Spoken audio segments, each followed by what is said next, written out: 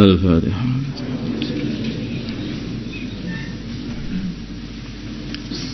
Keputusan Fathul Masail Senin 29 Sya'ban 1442 Hijriah, 12 April 2021. Masalah mengerjai teman yang baru nikah.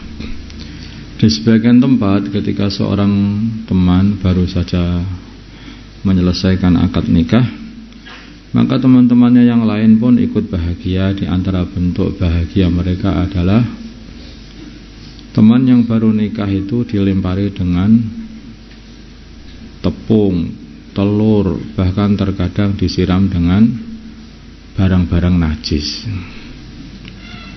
Bagaimanakah hukum mengenai teman yang baru habis akad nikah dan mengerjai teman yang baru habis akad nikah kayak seperti itu? Jawabnya, hal seperti ini haram. Dikarenakan ada beberapa sebab. Bagian dari mengagetkan orang Islam, dan ini tidak boleh, ini langsung dari baginda Nabi sendiri. Kemudian juga menyia-nyiakan harta yang harusnya itu tepung, itu bisa dibuat roti canai, nah, telur itu juga bisa didadar, ya. Dan apalagi kalau melempar dengan barang najis, mungkin apa kencing, apa tai, itu seperti itu. Lah ini jelas ini tidak, ini jelas menyakiti orang Islam, ini juga haram.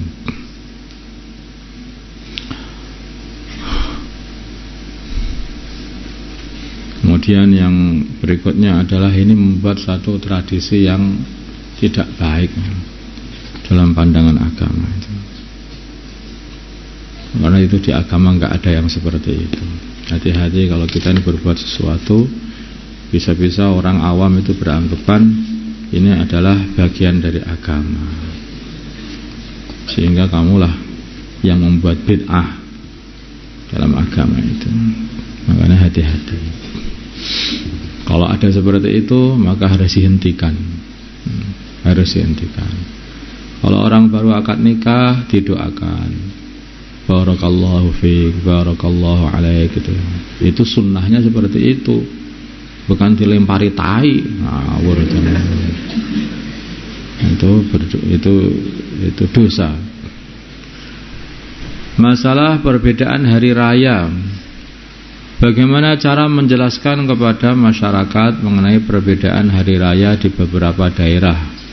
Jawabnya, sebenarnya dalam menentukan masalah awal puasa atau hari raya, baik Idul Fitri ataupun Idul Adha, di setiap daerah atau negara mempunyai hukum masing-masing. Karena setiap daerah itu tanggalnya itu beda-beda. Tanggalnya bisa beda-beda. Karena itu tempat sana itu tanggalnya lebih dekat sehingga bisa maju satu hari. Tempat sini belum tampak, jadi bisa berbeda-beda. Tapi ini bisa disimpulkan ya di apa itu garis besarnya lah itu.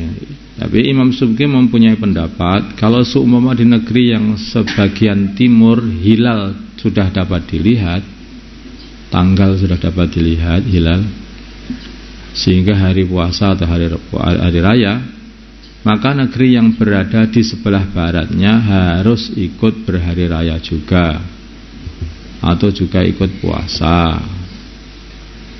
Karena begini, yang seharusnya itu bulan yang mau tenggelam itu di bagian barat sana, itu kalau dilihat di negeri bagian timur, makanya di Irian sana ya, di Irian sana itu tampak, itu bulan itu sudah tampak, terus mengikuti matahari turun ke barat sana, tampak dikit, mengikuti turun juga ke arah barat sana.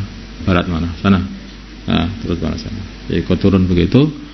Maka harusnya di negeri yang lebih dekat ke bulan, nah, lebih dekat ke bulan maksudnya ke negeri yang lebih barat, itu harusnya lebih bisa melihat gitu loh. Nah, Kalau di sana itu melihatnya itu pendek, kalau di negeri yang bagian barat lebih tinggi lagi gitu, lebih bisa melihat.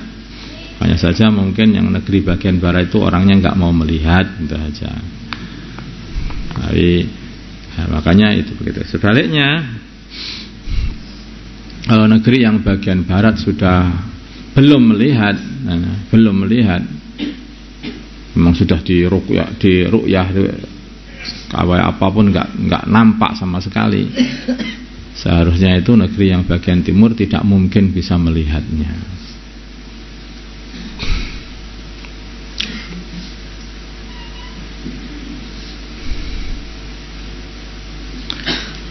Demikian juga kalau negeri di bagian barat itu sudah melihatnya, belum tentu negeri bagian timur itu mesti bisa melihat.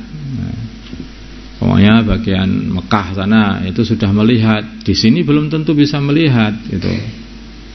Karena Mekah itu lebih dekat dengan bulan ketika terbenam itu daripada negeri sini ketika bulan itu sedang terbenam. Wallahu a'lam. Nah, begitulah maksudnya. Bagian barat itu lebih bisa melihat, tapi kalau di sana sudah bisa melihat, belum tentu yang bagian timur itu bisa melihat. Apa maksudnya? Nah, kalau bagian timur sudah melihat, barat mesti sudah bisa melihat. Kalau barat sudah melihat, belum tentu timur bisa melihat. Nah, itulah.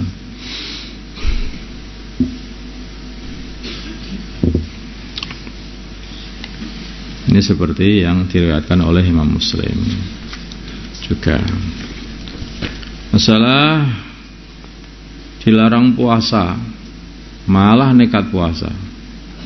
Maksudnya orang sakit dilarang oleh dokter untuk puasa, tapi malah nekat puasa. Ada orang sakit yang dilarang dokter untuk berpuasa karena dianggap nanti bisa membahayakan kesehatannya, dikarenakan akan membahayakan, kata pengalamannya dokter, ilmunya dokter itu. Tetapi ia nekat berpuasa, kemudian akhirnya dia meninggal. Pertanyaan, bagaimana hukum perbuatan orang tersebut? Jawabnya adalah, ia ini dianggap meninggal dalam keadaan maksiat, karena dia sudah dikasih tahu oleh dokter bahwa kalau kamu berbuat puasa, maka kamu itu akan membunuh dirimu sendiri gitu kan. Tapi nekat berarti dia mau bunuh diri. Nah, kayaknya seperti itu.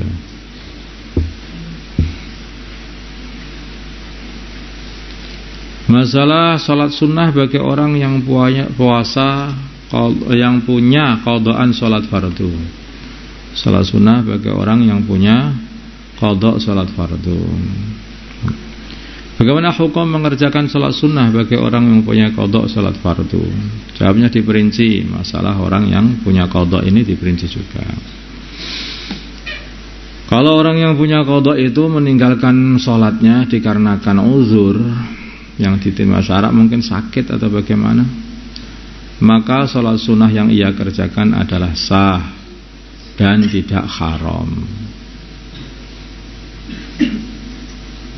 Jadi dia ini dulunya pernah meninggalkan sholat fardu dikarenakan sakit, terus dia sudah sembuh, terus dia belum segera mengerjakan sholat qadanya yang pernah ditinggalkan selama sakit itu, terus dia malah sholat sunnah. Bagaimana sholat sunnahnya?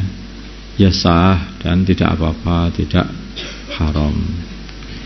Tetapi jika meninggalkan sholat fardunya itu dikarenakan tidak ada uzur, ini kebanyakan orang karena dulu itu malas, terodom beling, sehingga dia itu meninggalkan sholat fardu ketika masa mudanya, maka sholat sunnah yang ia kerjakan adalah sah saja, tetapi haram dia mengerjakan sholat sunnah itu. Makanya orang yang masih mempunyai qada sholat fardu itu jangan sholat sunnah, habiskan seluruh waktunya, termasuk waktu-waktu sholat sunnah itu dihabiskan dan diisi untuk mengqadha sholat fardunya yang pernah ditinggalkan, dihitung itu sampai selesai. Kalau bagi wanita Ya waktu haid itu tidak dihitung, karena waktu haid itu tidak disuruh mengqadha sholat. Memang tidak sholat.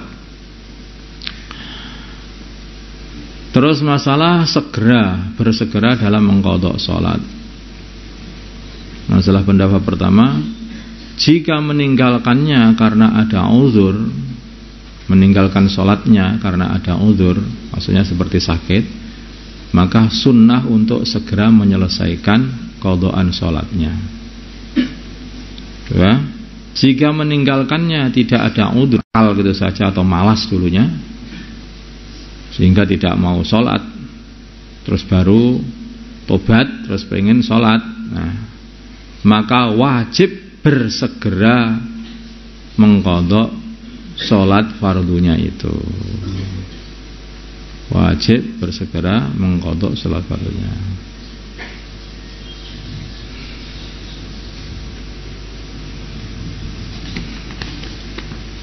Udah itu aja.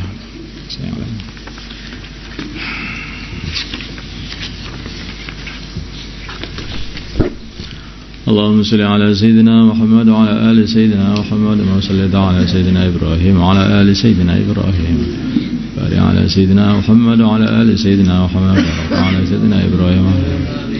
اللهم ارحم أمة سيدنا محمد، اللهم اغفر لأمة سيدنا محمد، اللهم أصلح أمة سيدنا محمد، اللهم ألف بين قلوب أمة سيدنا محمد، اللهم انصر أمة سيدنا محمد، اللهم عسب سلطانا نصيرا. وصلى الله على سيدنا محمد النبي الأمي وعلى آله وصحبه وسلم. الحمد لله رب العالمين.